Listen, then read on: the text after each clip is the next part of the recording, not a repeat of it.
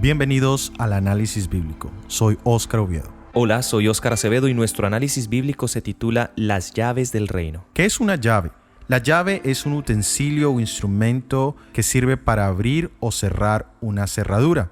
Consiste en una pieza metálica, generalmente es alargada y tiene una dentadura, y se introduce dentro de la cerradura y se hace girar. Hoy existen diferentes tipos de llaves, existen llaves plásticas, digitales, hasta inalámbricas. El concepto de llave se utiliza también de forma simbólica para referirse a un principio o medio que permite el conocimiento de algo. Por ejemplo, se habla de un manual y se dice este manual es la llave para hacer funcionar o para conocer X o Y tema. También puede referirse a una cosa que sirve como defensa o resguardo de otra. Por ejemplo, el puerto es la llave de la ciudad. Quien logre controlarlo podrá dominar toda la población.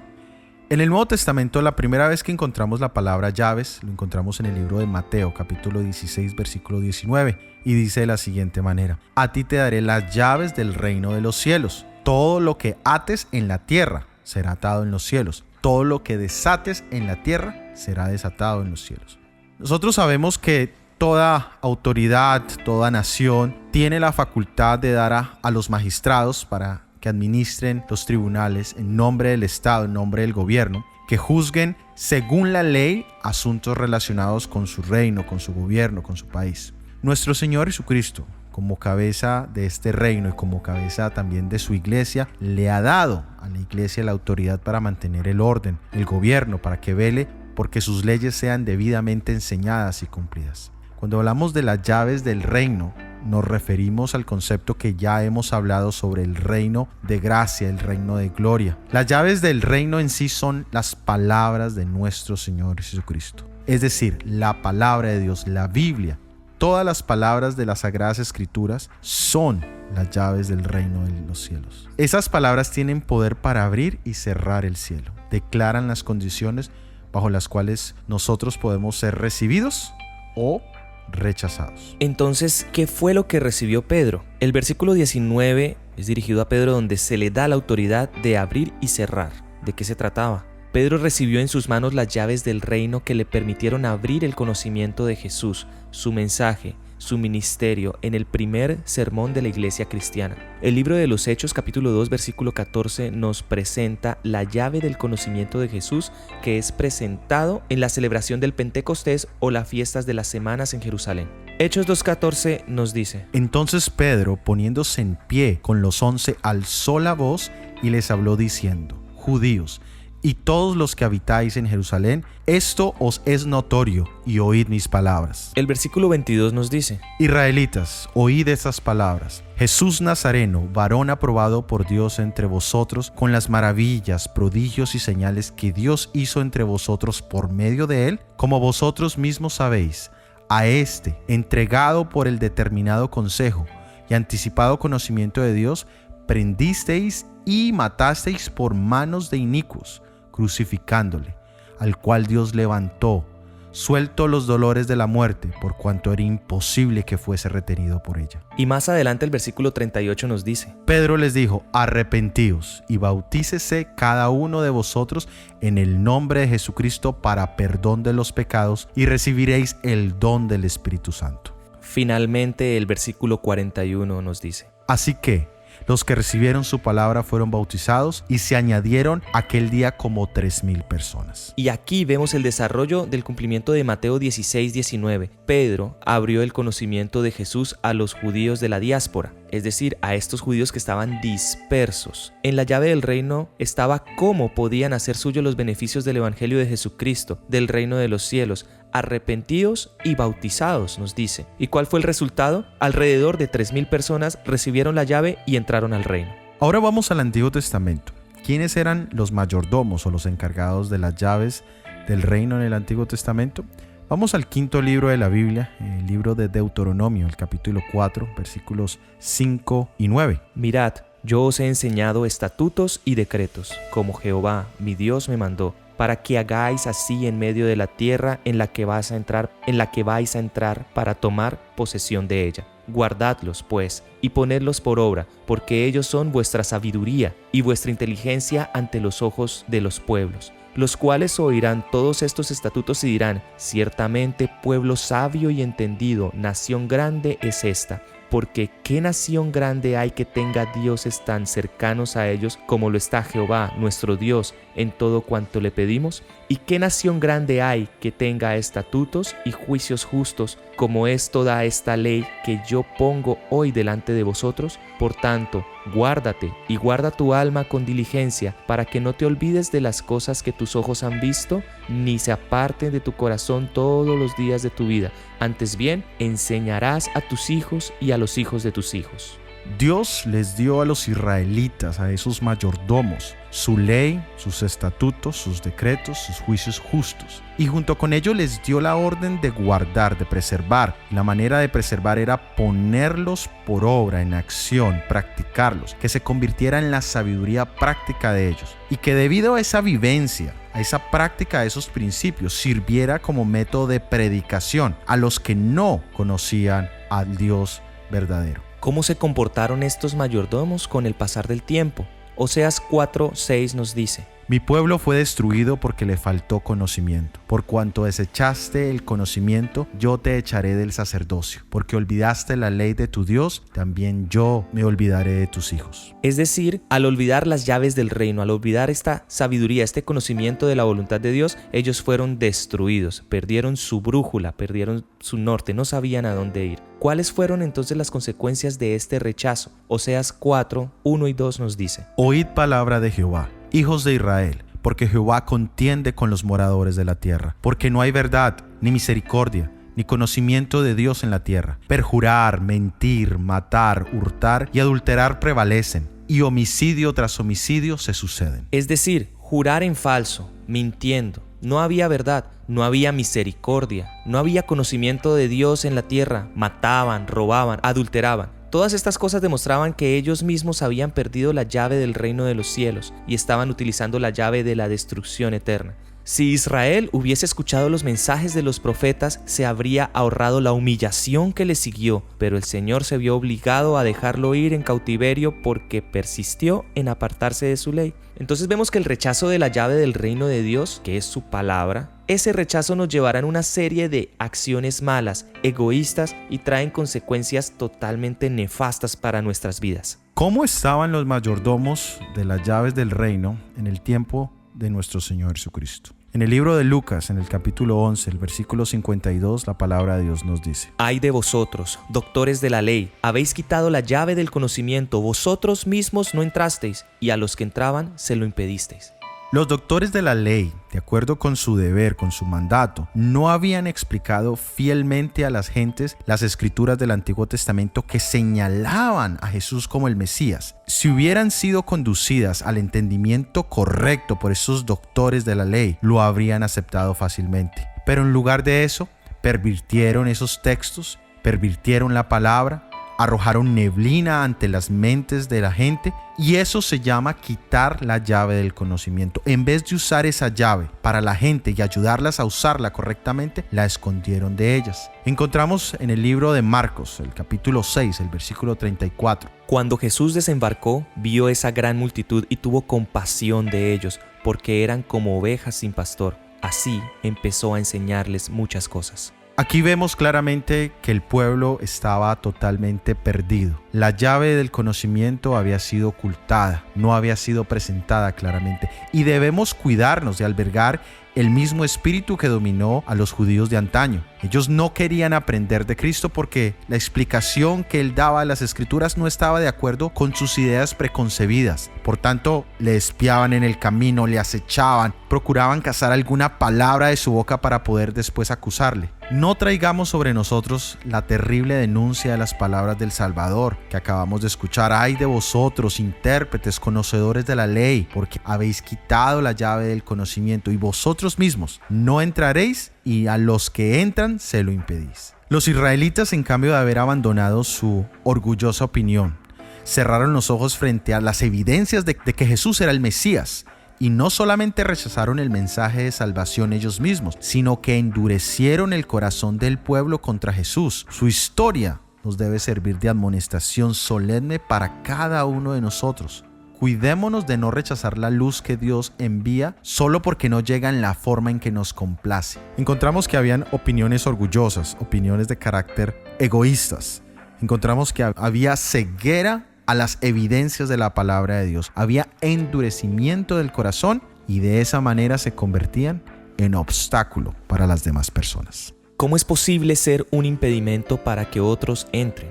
Mateo 23:13 nos dice: Ay de vosotros, escribas y fariseos, hipócritas, porque cerráis el reino de los cielos ante los hombres. Ni vosotros entráis, ni dejáis entrar a los que están entrando. Las enseñanzas de los escribas y los fariseos eran de tal carácter que iban a apartar a la gente de la verdad genuina que el gran maestro debía presentar cuando diera comienzo a su misión. La única esperanza de la gente estaba en abrir su corazón y su inteligencia a la luz enviada del cielo por medio de su profeta, el precursor de Cristo. Estas lecciones son para nosotros. Los que pretenden conocer la verdad y comprender la gran obra que ha de hacerse para este tiempo, han de consagrarse a Dios en alma, cuerpo y espíritu. El corazón, el vestido, el lenguaje, en fin, cada detalle, han de estar separados de las modas y las prácticas del mundo. Han de ser un pueblo singular y santo. No es el vestido lo que los hace singulares, sino que debido a que son un pueblo singular y santo, no pueden llevar las marcas de semejanza del mundo. Entonces una falla en nuestro carácter, una falla en la forma de expresarnos, una falla en nuestro comportamiento puede estar impidiendo que otros entren. Nuestro estilo de vida, nuestro estilo de vestir, nuestro estilo de comer, cualquier cosa semejante puede estar siendo piedra de tropiezo para otros. Necesitamos buscar consagrarnos a Dios en todo aspecto de nuestro ser, espiritualmente, que nuestro ser esté lleno de Dios mentalmente, leyendo la palabra de Dios, estando en oración con Dios, físicamente, en nuestro estilo de vida, en nuestra forma de ser, de vestir. Todo nuestro ser debe estar consagrado a Dios. ¿Cuáles fueron las consecuencias para los judíos que habían sido mayordomos de las llaves del reino de los cielos? Dios llamó a otros mayordomos. Mateo capítulo 21, versículo 43 nos dice: Por tanto os digo, que el reino de Dios será quitado de vosotros y será dado a gente que rinda su fruto. Nuestro Salvador Jesucristo podría haber impedido la condenación de la nación judía si el pueblo le hubiese recibido, pero la envidia, los celos hicieron implacables a los hijos de Israel. Determinaron no recibir a Jesús de Nazaret como el Mesías, rechazaron la luz del mundo y de allí en adelante sus vidas estuvieron rodeadas de tinieblas, como las tinieblas de la medianoche. La condena predicha cayó sobre la nación judía.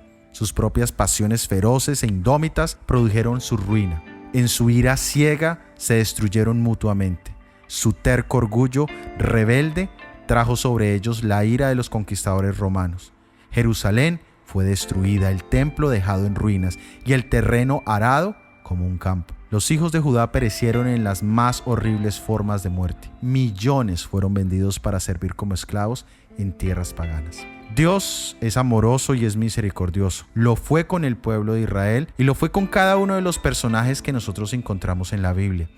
Y lo ha sido también con cada uno de nosotros. Hemos recibido la palabra de Dios, las llaves de ese reino de los cielos, que nos permite abrirnos un futuro de perdón y de bendición. Pero a veces rechazamos esas llaves, y no solo eso, sino que creamos una falsificación, una copia errada de esas llaves, una copia errada de cómo ser mejor persona, de cómo alcanzar la salvación, etc. Dios debería castigarnos inmediatamente, pero siempre nos da segundas, terceras y hasta cuartas oportunidades. Pero para los judíos se había acabado ese privilegio de oportunidades. ¿Quién entonces tiene las llaves hoy en día? ¿Quién es el mayordomo? Existen aproximadamente 40,000 iglesias cristianas y todos aseveramos ser los mayordomos de las llaves del reino de los cielos, pero en realidad no todos podemos serlo, ya que hay diferencias fundamentales en las enseñanzas dentro de todas las denominaciones cristianas. Ahora, nos sería imposible hacer un estudio a profundidad de todas las 40,000 denominaciones, pero una cosa sí podemos hacer es estudiar esa llave, estudiar la palabra de Dios, conocer lo que dice y de ahí buscar qué denominación enseña o practica lo que la Biblia dice. En nuestro próximo análisis bíblico miraremos con profundidad esos principios del reino de Dios y eso nos ayudará a ver si tenemos o no las llaves del reino del cielo.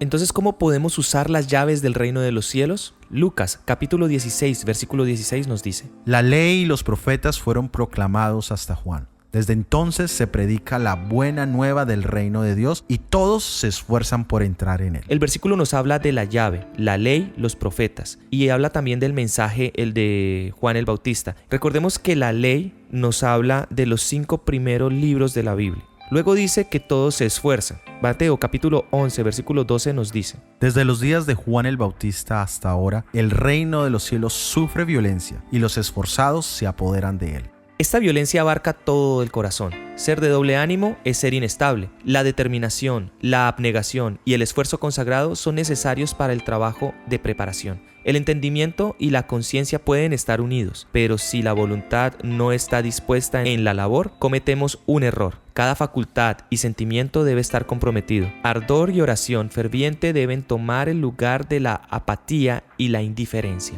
Solo mediante un esfuerzo serio y decidido y fe en los méritos de Cristo podemos vencer y obtener el reino de los cielos. Y aquí entramos en el tema de la oración. Ya habíamos hablado del estudio de la palabra de Dios, la Biblia. Nuestra obra consiste en humillar nuestra alma delante de Dios, en confesar nuestros pecados y en acercarnos con fe a Dios. El propósito de Dios es manifestarse a sí mismo en su providencia y en su gracia. El objeto de nuestras oraciones debe ser la gloria de Dios y no la glorificación de nosotros mismos. Tenemos la constancia en el estudio de la palabra de Dios, tenemos la constancia en la oración, pero son pocas las cosas que solo con 2 piernas o 2 columnas se pueden mantener en pie. Y voy a traer un ejemplo moderno. Para sostener cosas tan pequeñas como en la tecnología que vivimos ahora, una cámara, por ejemplo, de fotografía, necesitamos algo que la estabilice para que este retrato o video no vaya a salir tan mal, algo que le dé mayor estabilidad a esta cámara, y estos aparatitos se llaman trípode. 3 bases sosteniendo algo tan delicado. Es un aparato que nos da la estabilidad necesaria, y basándonos en esos 3 pies, en esas 3 bases, en la vida cristiana también necesitamos ese trípode espiritual. La llave del reino de los cielos sería esta primera base del trípode, que es la palabra de Dios. La segunda base de nuestro trípode sería la comunión con Dios. Y la tercera, la testificación, el compartir, el servir a otros. Es impresionante ver la eficiencia que hay en el aprendizaje cuando se incluye esta tercera base del trípode. Normalmente tenemos un aprendizaje, por ejemplo, en un colegio, es presencial, en el que siempre se estimulan los medios visuales y auditivos. La persona habla, escuchamos, la persona nos explica, vemos, pero cuando se comparte, se testifica, se enseña a otros, el aprendizaje que nosotros tenemos lo llevamos a la práctica y es increíble ver cómo este aprendizaje se potencializa. Dando un ejemplo de esto de enseñar a los demás, en mi trabajo como docente, al enseñar a los niños, utilizo la metodología de que ellos mismos enseñen a otros las pocas cosas que han aprendido. Eso fortalece el aprendizaje en ellos, eso hace que tengan bases y confianza también en ellos mismos para poder enseñarle a otros y poder aprender ellos mismos. Se puede desarrollar el ser autodidacta y esto nos ayuda en un aprendizaje mucho más completo. Asimismo, en nuestra vida cristiana necesitamos estas 3 cosas: la palabra del Señor, la comunión con Dios y esencialmente compartir y servir a los demás. Hemos llegado a nuestra verdad presente. Debemos ejercer todas las facultades de la mente en el estudio de las Escrituras y afilar el entendimiento para comprender, en la medida en lo que pueden hacer los mortales, las cosas profundas de Dios. Sin embargo, no debemos olvidar que la docilidad y la sumisión de un niño son el verdadero espíritu del que aprende. Las dificultades que se hallan en las Escrituras nunca pueden ser dominadas por los mismos métodos que se emplean al luchar con problemas filosóficos. No debemos empeñarnos en el estudio de la Biblia con un espíritu de dependencia propia, con el cual tantos entran en los dominios de la ciencia, sino con oración y dependencia de Dios y con un sincero deseo de conocer su voluntad. Debemos venir con espíritu humilde y susceptible para tener conocimiento del gran yo soy. De otra manera, los ángeles malos cegarán de tal modo nuestra mente, endurecerán de tal suerte nuestro corazón, que no seremos impresionados por la verdad. De esta manera hemos llegado al final de este episodio de Análisis Bíblico. Encuentra el vínculo al estudio completo en la descripción. En el próximo episodio tendremos el análisis bíblico Principios del Reino. Si ha sido de bendición, por favor, compártelo con al menos una persona. Muchas gracias por habernos dejado sus comentarios. En esta ocasión quisiéramos formular la siguiente pregunta: ¿qué puerta ha abierto las llaves del reino en tu propia vida? Déjanos tu opinión en los comentarios. Este material ha sido producido por el Ministerio 147. Recuerda que estamos en iTunes, Spotify, Google Podcast y en YouTube. Suscríbete y activa las notificaciones. Que Dios te bendiga. Amén.